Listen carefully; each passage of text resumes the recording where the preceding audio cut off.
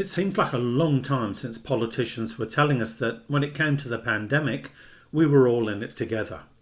Some of the first outbreaks were among wealthier people who had been overseas on holiday, bringing the virus back to rich areas in the eastern suburbs of Melbourne and Sydney.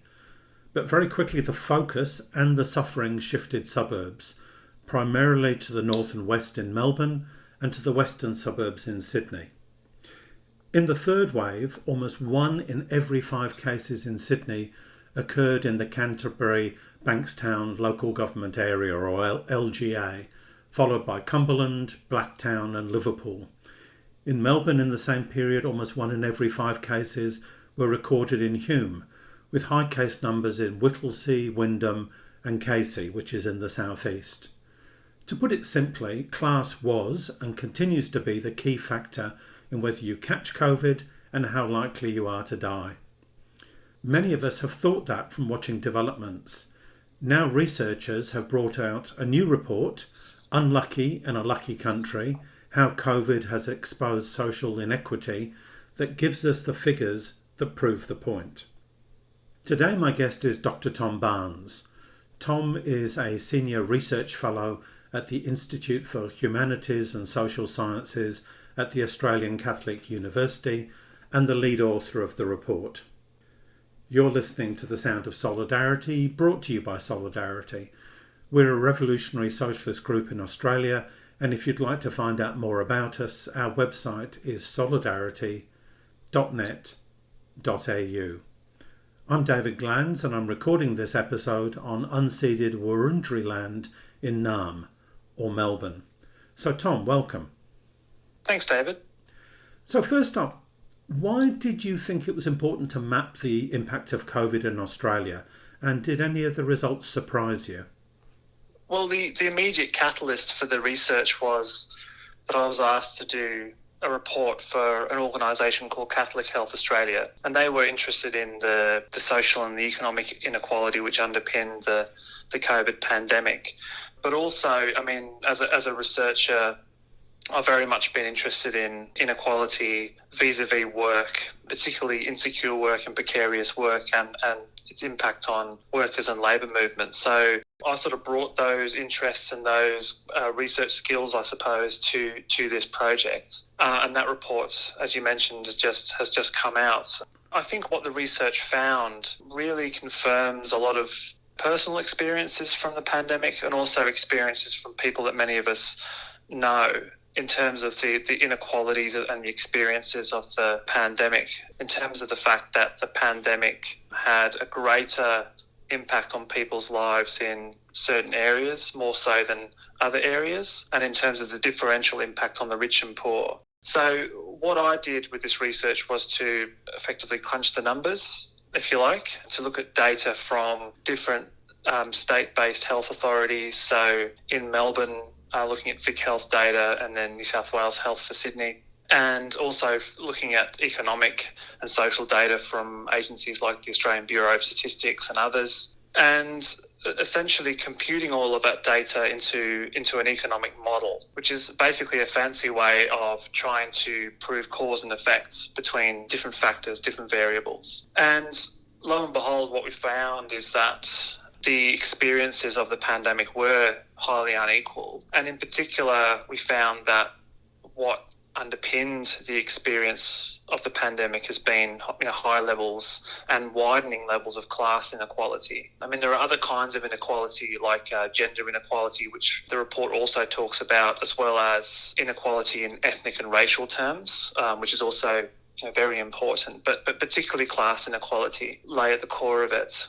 And that data especially came from the experience during the so-called third wave, the Delta wave, which was between June, July last year and October, November, which particularly impacted on Sydney and Melbourne. Although we do draw on data from earlier waves of the pandemic. And in fact, I'm looking at the current wave, the Omicron wave, as we speak. But it looks particularly at that period in the second half of 2021, that experience of lockdowns and the unequal impacts of that, particularly in working class communities. You talk about class. That's not very fashionable as a concept in the academic world. Can you flesh out what you mean by this. How do you define working class communities? This report, it doesn't define class in a precise way. What we looked at in the report was occupational groups as well as ethnic and racial groups, or proxies for ethnic and racial groups. So ethnic and racial groups are certainly not the same thing as classes, and racial oppression is something which can't be reduced to class inequality, although I think the two are closely linked. But in terms of class inequality, we look specifically at occupational groups, the types of jobs that people have, which is, I would say, it's a dimension of class, or a dimension of class inequality. Occupation and what you do for a job is not exactly the same thing as class. Traditionally, some class theorists have focused on occupations, whereas others, particularly Marxists, have argued that the key to class is the point of production. It's the relationship between workers and capital, and very much defining membership of class based on that relationship. So, for example, looking at the working class in terms of those people who depend upon the exchange of their capacity to work in return for wage income. Whereas others might think of the working class more in terms of, blue-collar occupations and things like that. So that those questions of occupation are related to class without being exactly the same thing. So I think it's important to preface this research with that insight, because this report is it's especially based on the unequal impact of the pandemic in terms of occupational groups, so blue-collar occupational groups, white-collar occupational groups, and so on. So that's a central dimension of class without being exactly the same thing. Nevertheless, that caveat aside, I think what our report shows is that workers who lived in areas with high proportions of blue-collar work did tend to suffer the negative effects of the pandemic much more severely than people living in areas with high proportions of white-collar workers, such as managers and professionals. And you were actually able to give almost a mathematical relationship between those two things, between the proportion of blue-collar workers in a local government area and the number of COVID infections. How robust is that? So I mentioned before that we came up with a model, and without going into the technical details, what that model provides is a way for us to compute, large amounts of data, so health-based data such as COVID-19 case numbers, and high volumes of data based on social and economic variables like income, where people, the jobs that people have, where people live, and so on. And what we came up with was a model that is able to predict the impact of occupation as well as race and ethnicity on case numbers and on things like vaccination rates. So what the model demonstrates is a direct cause and effect between the proportion of workers in blue-collar occupations in a local government area and case numbers. So, for example, in Sydney during the Delta wave, so during the third wave last year, that 3 to 4 month lockdown periods, a 1% increase in the proportion of blue-collar workers for every local government area led to an additional 848 coronavirus case numbers. For Melbourne, during the Delta wave, an additional 1% of blue-collar workers proportionally for each LGA led to an increase of 895 coronavirus case numbers. And if you look at that spatially across each city, that impact was clearly felt in less advantaged areas more than others. So in Sydney, if you take one of the so-called 12 LGAs of concern, because listeners might remember that in Sydney, the New South Wales government had a highly unequal approach to local government areas where they imposed much more severe restrictions on some LGAs more than others. And there were 12 so-called LGAs of concern where the restrictions were much more severe. And 11 of those 12 LGAs of concern are in the western suburbs of Sydney. You mentioned Canterbury Bankstown before, which had about 1 in 20 of case numbers during the Delta wave, and also I think during the Omicron wave. If you take another example of a less advantaged Western Sydney LGA with a high proportion of working class residents, Fairfield, the city of Fairfield, the proportion of blue-collar workers in Fairfield is 7 times higher than in a relatively affluent LGA like Woollahra in the eastern suburbs. Woollahra is sort of Malcolm Turnbull land, if you like, high income, high wealth, one of the wealthiest parts of the country, in fact.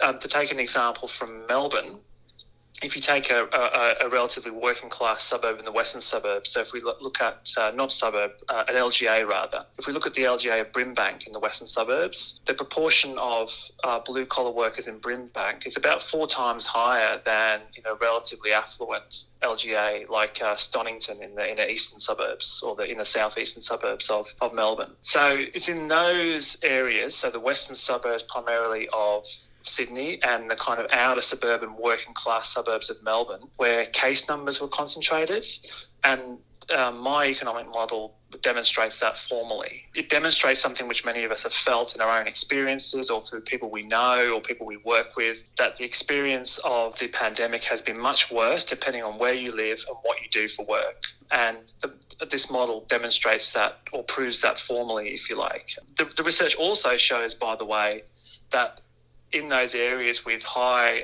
proportion of blue-collar workers, you also tended to have the slowest rates in terms of the vaccination rollouts in 2021. So if you're able to look at the example of Hume in Melbourne, the Hume LGA in the northern suburbs of Melbourne, where you had almost 1 in 5 of case numbers occurring during the Delta wave.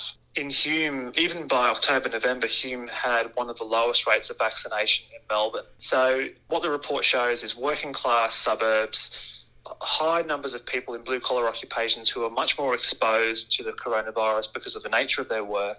These are workers who by and large cannot or could not work from home. They could not work remotely. They had to maintain a physical presence to keep their jobs. They were more exposed, more at risk, and also tended to live in areas with lower vaccination rates. So these are the dynamics of inequality or class inequality which the research demonstrates. And going back to your previous point that a blue-collar occupation is not necessarily a sign of working class, because blue-collar occupations also cover tradies, small contractors and the like, but the one thing they all have in common is, as you say, that they can't work from home. And many of them, in fact, particularly the self-employed, will have no sick leave and therefore would have been under particular pressure to keep on working, to cut corners, to take risks. Is that how you see it too?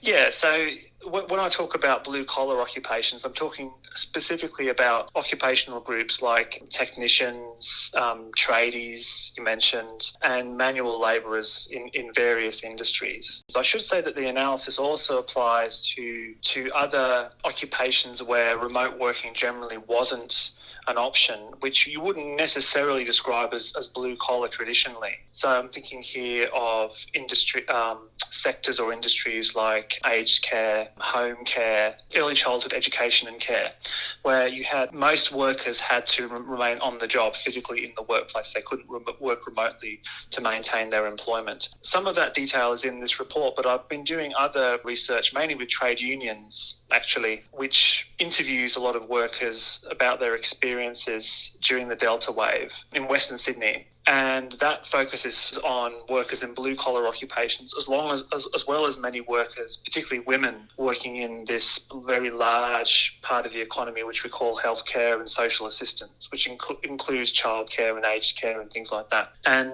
again, the exposure to the coronavirus and the dangers of the coronavirus and the social and economic impacts of lockdowns were much more severe for these types of workers. So, blue-collar work is important. It's a very important dimension of class, but when we talk about working class people and the unequal experience of the pandemic and lockdowns, we're talking about a much broader majority of people in Australia.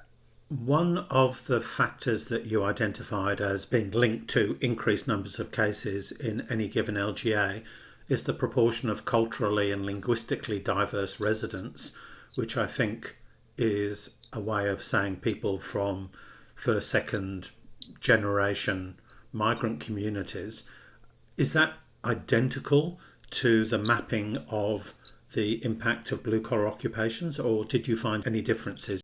So culturally and linguistically diverse is this kind of academic term which is used these days, but essentially what the report is looking at are ethnic and racial minorities, and the way that is structured into the modelling is we look specifically at people who are born overseas who primarily speak a language other than English in their household. That's a very large proportion of a labour force. So in, say, Victoria, we'd be talking about probably a third of the workforce, something like that. So a very, very large minority of workers of the working class. And the report does show that there was a relationship between LGAs with a high proportion of migrants, of non-English speaking migrants, and coronavirus case numbers, as well as relatively low vaccination rates. So just to take an example from Sydney, so every 1% increase in the percentage of non-English speaking migrants per LGA led to an increase of 609 coronavirus case numbers during the Delta wave. The increase in Melbourne was 642. So there is a relationship essentially between race and ethnicity and exposure and risk to coronavirus. People who come from non-English speaking backgrounds tended to be more vulnerable and more at risk and more exposed to the dangers as well as the economic effects of the pandemic. The relationship is not as strong statistically, if you like, between race, ethnicity and coronavirus as it is between blue-collar occupations, but it's still there. But the conclusion I draw from this is, I don't really look at this as separate from the class inequality dimension. I look at the racial and ethnic inequality dimensions, even though they are distinctive, I look at them as intersecting with the class inequality dimension. So it's very much, if we're looking at the LGAs like Canterbury Bankstown or Fairfield in the western suburb of Sydney, or Hume, or, Brimbank or Whittlesea as working class areas in Melbourne, those areas tend to be, population-wise, dominated by working class people who are either first or second generation migrants from non-English speaking backgrounds. So that there's an overlap, a very strong overlap between race, ethnicity and class. And in fact, even, irrespective of the pandemic, I think that what the research shows is that there's a kind of symbiotic or mutually reinforcing relationship between class and race. That is to say, coming from a non-English speaking background, coming from a non-white background, that sharpens the experience of class exploitation or class inequality. And being part of the working class, for people from a non-English speaking background, it sharpens the experience of racial oppression and racial inequality. So there's a mutually reinforcing relationship between those two things, which I think is borne out by the report. What I try and do in the research is to show how class, using blue-collar occupations as a proxy, intersects with communities which are dominated by first and second generation migrants from non-English speaking backgrounds. And I think, again, that statistical presentation reflects many of our own experiences during the pandemic. And of course, the other big axis of oppression is the experience of women, and your findings, or one of your findings, is that the social and economic impacts of extended lockdown policies fell disproportionately on women. Can you take us through that? Absolutely, the impact on women has been much sharper. So if you look at some of the economic data, there's been a lot of talk in the media for quite a while about economic booms and miraculously low levels of unemployment. The fact that unemployment has stayed low and falling in many cases during successive periods or successive episodes of coronavirus outbreaks and lockdowns. But what that really masks is really a dramatic decline in total employment and also a dramatic decline in the size of the labour force. So in Sydney during the Delta wave, the total labour force declined by 8%. In and of itself is massive.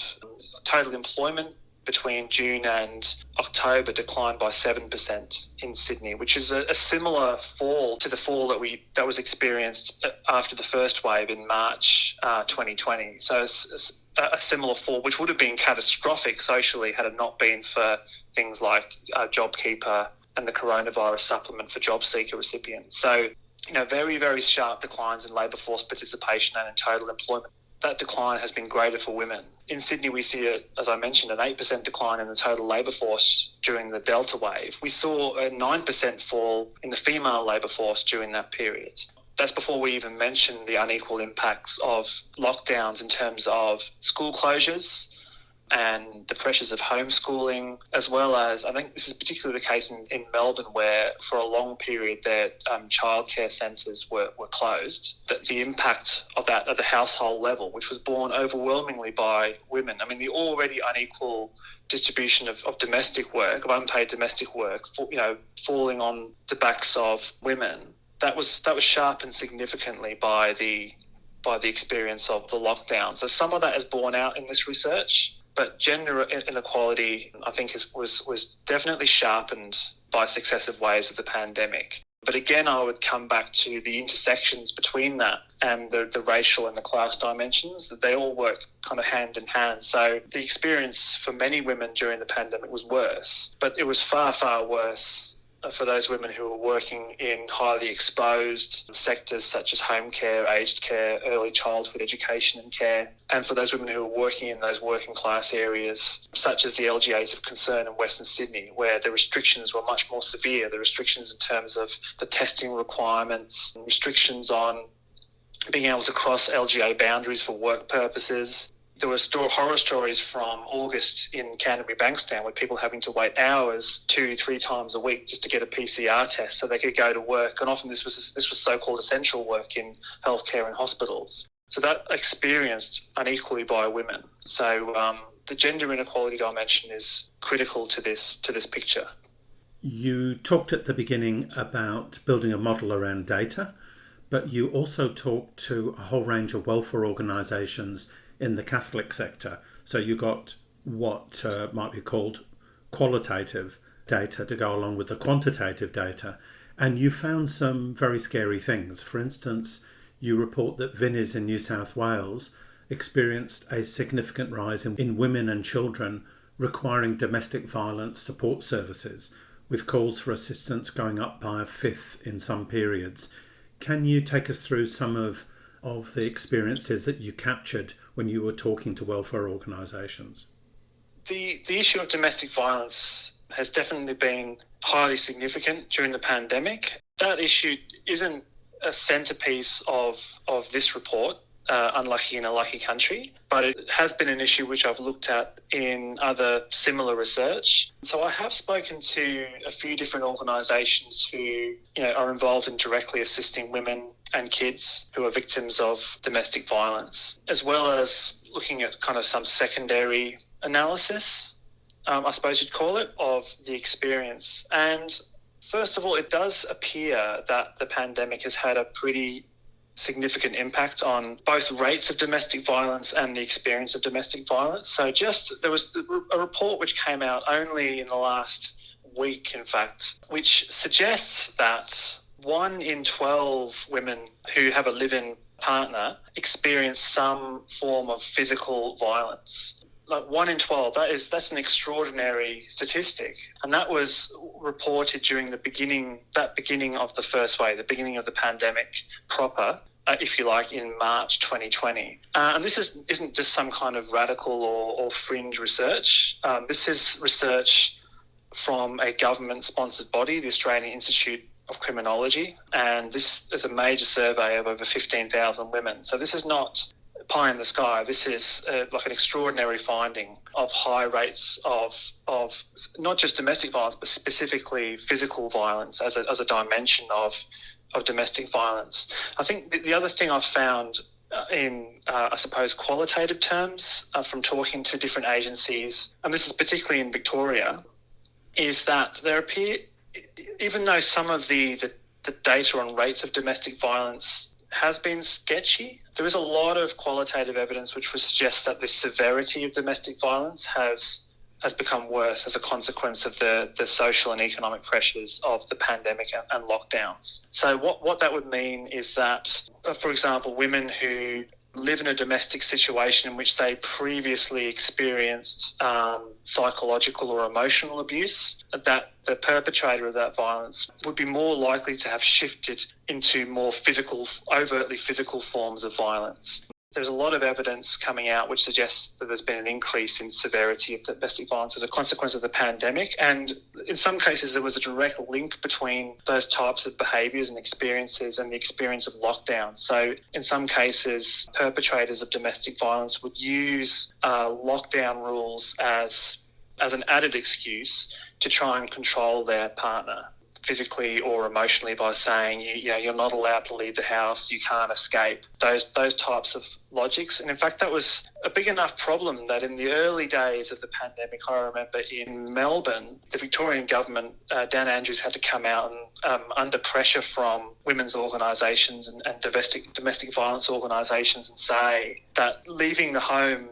under lockdown for reasons of domestic violence was a legitimate reason to leave the home, as well as other mundane things like going shopping or going to work in an authorised or an essential workplace. If you were experiencing family violence, you had a right to leave the home under lockdown conditions. Like many women were unaware of this. And another related problem has been finding shelter for women and kids who have experienced domestic violence. So this is always a problem which is exacerbated by the fact that there's just a dearth of supply of public housing and social housing. In places like Sydney and Melbourne, governments, both Liberal and Labor, have systematically defunded and deprioritised public and social housing for decades, and one of the consequences is this unequal experience for women who've experienced domestic violence. And this was sharpened during the pandemic, where it became much more difficult for agencies assisting women to find even temporary accommodation for women trying to flee abuse or violence. So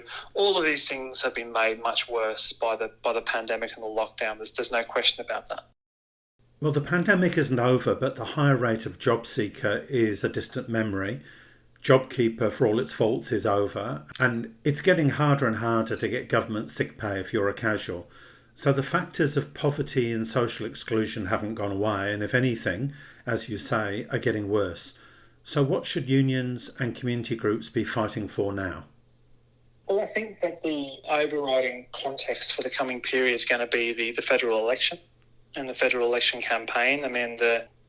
Scott Morrison's supposed to call the federal election sometime pretty soon. So, already a lot of the focus is going to be on that, on the question of whether there'll be a change of government. Quite naturally, a lot of unions who are involved in defending their members' rights in terms of COVID and the pandemic will have a strong orientation towards a change of government. And I think that's right. I think it's right that is an important focus. My report, it doesn't talk about that because it's a different kind of report, but my own personal view is that the primary responsibility for the social and economic pain of a lockdown in Australia lies with the federal government. What is the main reason why Sydney and Melbourne in particular, but other places too, were forced back into extended lockdowns during the Delta wave between mid to late 2021? The reason for that is that the federal government stuffed up the vaccination rollouts. By June last year, when the Delta wave began in Sydney,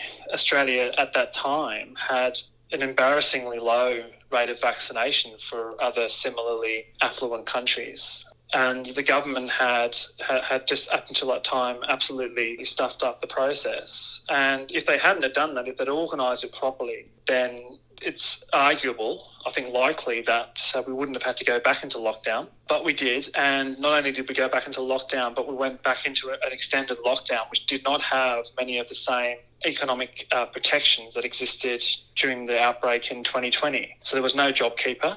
There was no coronavirus supplement for JobSeeker. A lot of the other fiscal measures in place to protect jobs and livelihoods were not in place. We had these things called COVID disaster payments, which were wholly inadequate. They didn't provide workers with an incentive to stay at home if they were able to. They were not available to existing welfare recipients. If you were already receiving some type of welfare claim at the time the policy was announced, you were ineligible to receive COVID disaster payments. So the protections weren't there for people. And so it was workers, working class communities who by and large bore the brunt of the economic and social pain of the last major lockdown.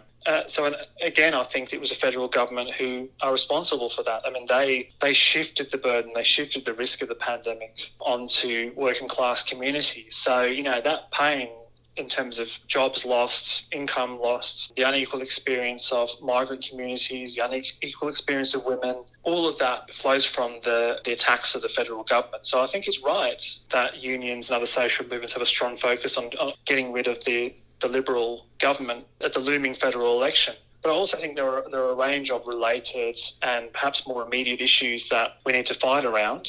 So there's a question of rapid antigen tests and the inadequate organisation that's gone into securing supply of rats. The demand for free and freely available rats is an important one, and it's important that Anthony Albanese finally agreed to support that demand, although he took his time, but he did come on board eventually. So that's important. I think that the unequal rates of the vaccination rollouts continue. So I think in those working class suburbs where you had the greatest economic pain and the greatest exposure to coronavirus case numbers during previous waves, you also had lower rates of vaccination by and large. That continues to be the case based on the latest figures around the Omicron wave. And that's a problem. I mean, there's also evidence that the federal government has again stuffed up the vaccine program, but this time for kids. So, millions of parents around the country have been trying to vaccinate their kids before schools go back in the next few days. And